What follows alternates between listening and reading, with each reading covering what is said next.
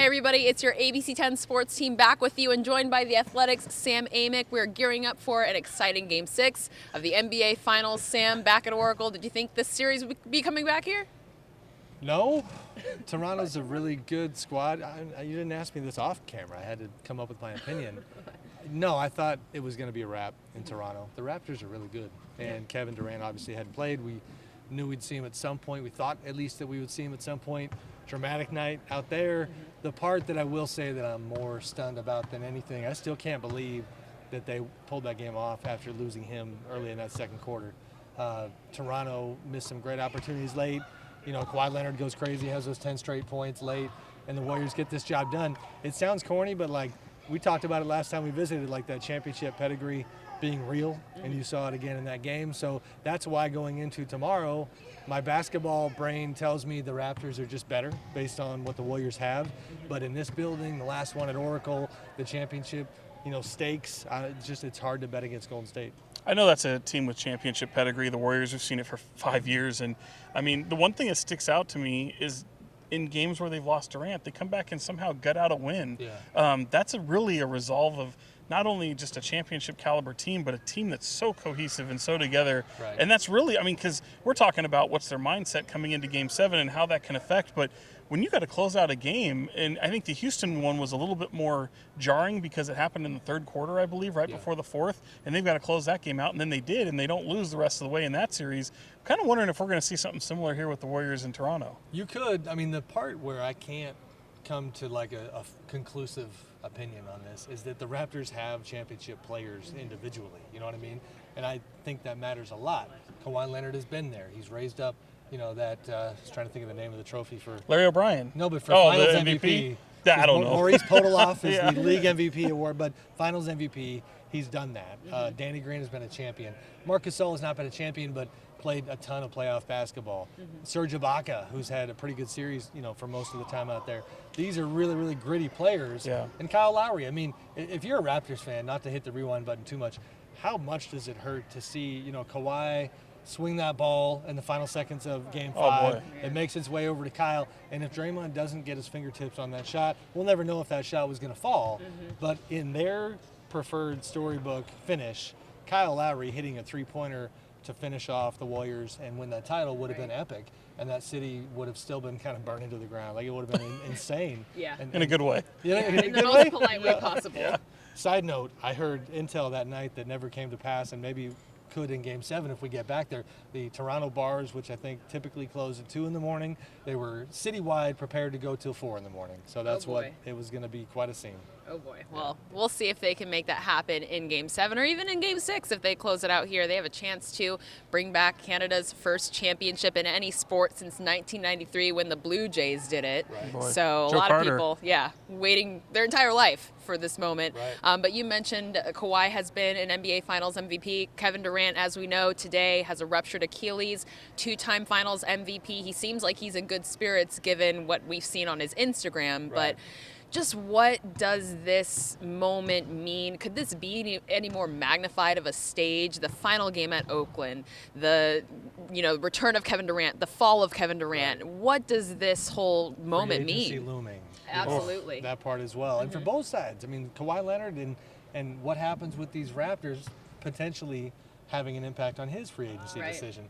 The Oracle aspect of it, certainly, I think we should address. This is a building where there's been incredible memories, for so many years now. Yeah. It's funny, on the way in, share our little fun story when we drove in and you guys were nice enough to give me a ride to the arena. One of my favorite people in the building, Curtis, I don't even know Curtis's last name, but he is better known as the guy who passes the famous tunnel shot to Steph Curry that he shoots from just over here. Which he missed today, by the way. Did he? Oh, boy. Well, Quinn Cook missed it as well. He tried to impersonate Steph.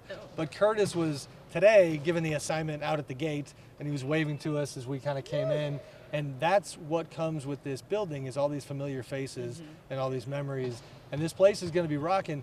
What I did not anticipate happening is that as electric as this building can be, in this series, I hate to say it, the Warriors fans can't compare to the Raptors fans. And being in that building in Toronto and even all around it, the Jurassic Park outside, and I think I will chalk it up to this. you're talking about a whole country. Absolutely. And that's a dynamic that even as long as I've covered the NBA, I've never fully appreciated. Not to spin it forward too much, but I've had conversations with people in the league about hypothetically, if they did expand to Europe one day and you had a team in Italy and a team in Spain, this is what happens when, you have a team like the Raptors that now is doing what it's doing. You get an entire country on your side. Right. I think that's why largely the Raptors fans are traveling so well out here to Oracle. And they've been noticeable. I mean, they've been completely noticeable, taking up this center bowl right over here. Yeah. And it's been thousands of I don't them. know, if I was Joe Lacob, I think I'd find a way to get the tickets out of the hands of some. Right. Just walk down the street. Who needs some? Oh, yeah. Yeah. I mean, we've seen organizations Or buy out buy 'em tickets off. before. Go outside. What's your price? Yeah. Buy off the Raptors fans. I was thinking about that in terms of even just the celebrities. We haven't seen Aubrey Drake sitting courtside in this. First name yeah, basis? first name. That's more out of disrespect. But we haven't seen him sitting courtside. And is there any chance? I mean, however, I mean, he's considered to be the Raptors' second biggest fan. Yeah, I don't know. Yeah, it's a good. I mean, if one of the guys over here, I've seen some of these seats go for upwards of $100,000. Yeah. Are they going to sell Somebody to Drake bought and let two him sit there? yesterday on the court. How much? Combined 106. Combined. Oh. 106. Ooh, Lordy. And this That's is a house. This is a visit for another day, but are we ever surprised why fans occasionally act like knuckleheads when they sit in those seats? Like, you talk about entitlement. Oh, when yeah. When you spend the equivalent of a pretty healthy annual salary on a 3-hour basketball game, Right. I don't, nobody can Jeez. tell me nothing. Yeah. Like, that's kind of what happens there. Absolutely. Of course, as you mentioned, the Raptors fans are coming out in full force, but can you describe what that energy was like in Toronto? Were there any Warriors fans? Do people wear gold and many. blue in Toronto? Jeez. When you see them, you're like nervous for them. Like you're surrounded by the enemy.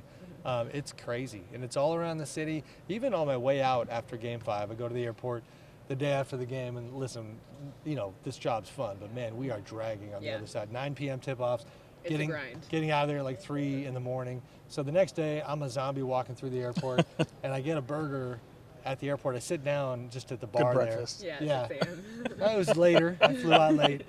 But everybody in the restaurant is talking about the game. The guy next to me is joking with, the bartender about Kyle's shot and did Draymond hit it?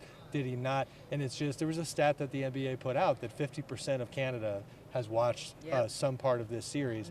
And we call it ethnocentrism. We get stuck on the U.S. ratings. Sure. But if you talk about just eyeballs, this is breaking records. Yeah. Canada's watching, the U.S. is watching. Great series. It's had everything. It's had drama. Now it's a real series where Right. you're starting to wonder, what if the Warriors could at least get this thing to 7? What if they could pull it off? There's two sides to this story. But if Steph, Clay, Draymond, Andre can get this thing done, I mean, you're talking about adding to that legacy that would just be incredible. You tweeted out that photo of who your MVP pick would be had the series Took a little ended. flag for that, but Yeah. yes, I did. But to your point, I mean, no one's going to disagree with you. I think he's been the best player in this series. We're talking about Kawhi Leonard, of course. Yes. And even in talking to Pascal Siakam just about an hour ago or however long ago it was, we're literally like, you see this every single day. But is this level of play surprising you? He said it was for him. He's like, yeah, his guys step up in the biggest moments. That's what he does. Right. I mean, you saw what this guy was capable of when he won a Finals MVP, and even this. I mean, it's shocking me. I can't imagine what it's like for you. Yes, I agree. I am still a little bit stuck on that last play. I'm not going to lie. That he gave it up? Yeah. Yeah? And he got doubled, and he got asked about Almost it. tripled, really. There was another guy on the baseline that could have sure. Yeah, come I over. thought I it mean, was a doubled double. for sure, yeah. He got asked about it post-game, and he seemed really surprised to even get the question. And he even kind of laughed, and he's like, I had 2 guys on me. But Right. this is what happens when you're a superstar. People expect you to fight through that. James Harden would have passed. Yeah. Just shots fired. Sorry. We know how Sean feels. Yeah, I mean, he's incredible, man. First of all, I'm really happy you could actually read my handwriting from that Finals MVP ballot. I thought that's where you were going here. Just made out You the and K I- and the L. and By the way, figured it out. you and I should have both been doctors Oh, yeah. with Yeah. our penmanship. But he's an incredible player. I think that one play, there's not much to call into question at all about Kawhi. He's been compared to Michael Jordan by Doc Rivers, which got him a $50,000 tampering fine, but things of that nature. He has MJ components to his game.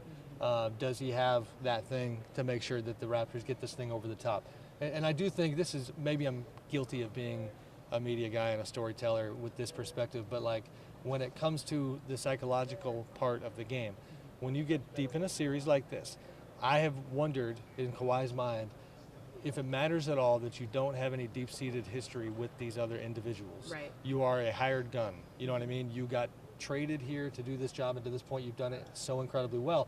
But when you are fighting a Warriors group that has this thing inside of them that says, I'm not ready to be done yet, and that we've seen rear its head time and again, does that lead to you not getting the thing over the finish line? And I think, maybe Game 6 reveals that. Yeah.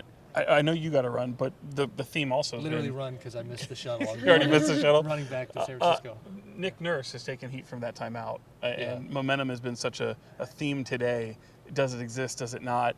I thought it was just unbelievably crazy that he called the timeout. I understand his philosophy, but I think there's a read and react scenario. How did you see that? I mean, at the time, I thought it was odd, like a lot of people, I'm going to trust my own instincts. Where like before I even tried to do the media second guessing thing, like right there in the moment, I literally in my seat was just like, what are you doing? Like this felt like you were just jamming it, just breaking down that door. So yes, I think it was a bad call. I also know that I heard a phrase the other day that I'm going to now glom onto, which is retroscope, which is different than retrograde. It's retrospect, but it's like in a bigger picture. Combo of microscope and in retrospect, meaning that it's hindsight. It's basically hindsight's 2020. Right. The retroscope never fails, Right. and so the results speak for themselves. They didn't win the game. There's all kinds of what if scenarios, but yeah, it was a weird one because also if you force Steve Kerr to use his last time out in that situation, then there's a benefit that comes with that. Sure. He said that he thought his guys were tired. But again, it certainly seemed like they had all the momentum. I mean, Nick Nurse has been mostly pulling all the right strings in this series, but that was not his best moment. No. Right. Yeah. Well, we will see if the Raptors will win their first championship in franchise history. I predicted them to win in 6, so I'm looking pretty smart right now. Sam, what do you think is the outcome come Thursday when the clock hits 000? I'm going to stick with my initial. We're both on track to be right, at least for now. I predicted that the Warriors would be down 3-2 and that they would win the final 2, All right. which looks pretty daunting, but who knows? They need scoring. I know we're kind of done analyzing, but they need scoring. Like Steph and Clay got off together in Game 5, and Kevin gave him 11 points in the short time out there. Draymond, I think, gave him 10. Quinn Cook's got to hit some shots. Sean Livingston's got to hit some. Andre needs to give him 15. Right. It's one of those things because they just obviously they're missing that third guy. And so often we'll see at least one Clay or Steph struggle from shooting the ball, and we really haven't seen that I can remember in this series so much. And if they're due for one of those games, they could be doomed. Right. I don't know. Luckily, they haven't had that. You got pretty solid production out of DeMarcus Cousins when KD went down. They need that other guy. And right now, we talked about how they were able to harness those emotions, put it aside. Now that they know KD's out and it's an Achilles and he's a rupture, I don't know how it doesn't trickle in, how some of that funk doesn't come in with them. The emotions that not only Bob Myers. Think it impacts them negatively? Yes, yeah, I do. And especially. I'll tell you. Well, and especially with this building. I mean, there's they wanted to get here to show that there could be some distraction there. Maybe. I will say after Game 5, and this is with like full sensitivity to Kevin and what he went through, from a basketball perspective, there were people with the team who just said there's no silver lining here. But there had been this thing hanging over them of when is he coming back? Right. There was a distraction. It was a frustration. And you have total clarity now. You know what I mean? They know exactly who's going to be out there, and then they know what's on the line. We said it earlier. If they could pull this thing off, then people are going to talk about them for decades, and we'll see if they can do it. Yeah. Can't wait. It's going to be a big game either way, whether it's the Warriors making another step to a historic comeback, coming back from a 3-1 series deficit and pushing a Game 7 in Toronto, or will it be Canada is what I called it. Pandemonium in Canada, retroscope, I saw you tweeted combination. That the other day. Yeah. And like I also tweeted that this Kevin Durant injury could either be the bitter end of this dynasty even of the Warriors franchise that we've seen for the last 5 years, or it could be the tinder that sparks a historic comeback. So whether it brings this team together or proves to be a distraction in the final game here in Oakland, we'll see. And there's some that believe that it might be the spark that keeps them here with the Warriors. That too. Maybe. talk I'm for nuts. another day. Yeah, that's coming up in a couple weeks when free agency is Canadamonium. Canadamonium expected here at Game 6 of the NBA Finals. The Raptors have a chance to close it out. The Warriors playing without KD, looking to push it to Game 7. We want to thank Sam Amick of The Athletic. If you're not subscribed, do it now, and we will see you back here for Game 6 from Oracle Arena.